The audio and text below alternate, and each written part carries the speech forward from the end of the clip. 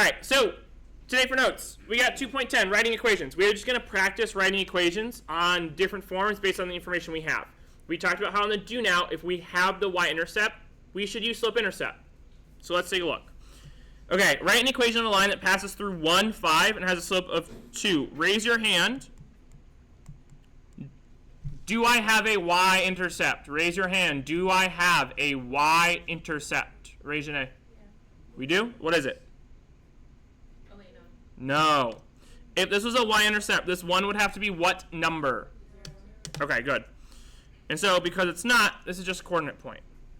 Since it's just a point, I'm going to annotate it x1, y1. We know that we have y minus y1 is equal to m times x minus x1. Far side, I need voices off.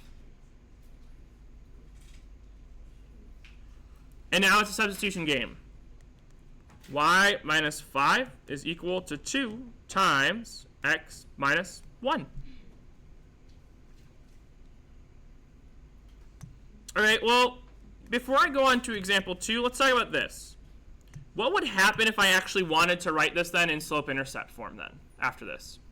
What would I have to do? Zodiel? So like the slope, you distribute. Ah. So if I'm trying to get this into slope-intercept, what am I trying to isolate? Y. The y value. And so I'm actually going to distribute slope. And so we're going to sort of add this in and add the annotation so that we know what this looks like. And so when we change, we distribute slope. Okay, well, if I do that, I end up with y minus 5 is equal to 2x minus 2. Oh, well, y is actually almost already isolated then. I only have one more step. What is that? Raise your hand. Add 2 on both, or sorry, add what on both sides? 5. 5 on both sides. Okay, well, then I would have y is equal to 2x plus 3. Does that look like slope-intercept? Yes. Yeah. And so that second step, what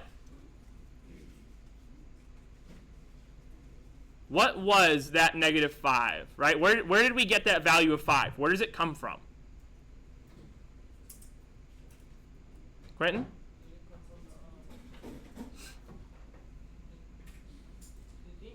Be more specific.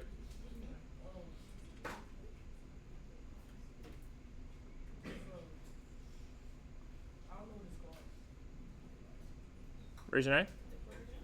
This comes directly from the coordinate point. And so when we do this, this is coming directly from here.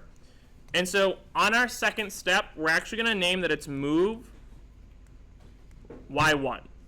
That could be adding if y1 is positive, right, like we did.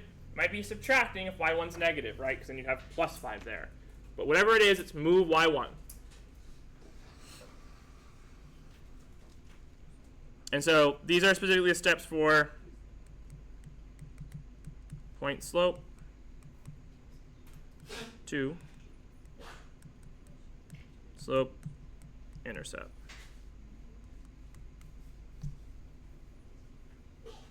Bless you. All right. Any questions on one? I know we went like a bit extra on it. All right. Then shift down to example 2, please. Now again, I need to identify what I'm being given. Are they giving me a slope? No. They're giving me 2 whats? 2 coordinate points. And so in our work for this one, we're actually going to have to identify what the slope is. So we're going to have m is equal to 8 minus negative 2 over 4 minus 5. Okay. What's a double negative? So it's really 8 plus 2 over negative 1. What's 8 plus 2? Okay, so this is 10 over negative 1. Raise your hand. What is 10 divided by negative 1, Quentin? Negative 10. And so our slope is negative 10. I have slope. I have an x1, y1. Let's just substitute these right into an equation.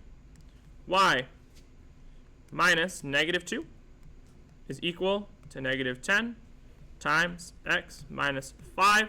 What do I have to clean up here? Yeah, the double negative. y plus 2 is equal to negative 10 times x minus 5.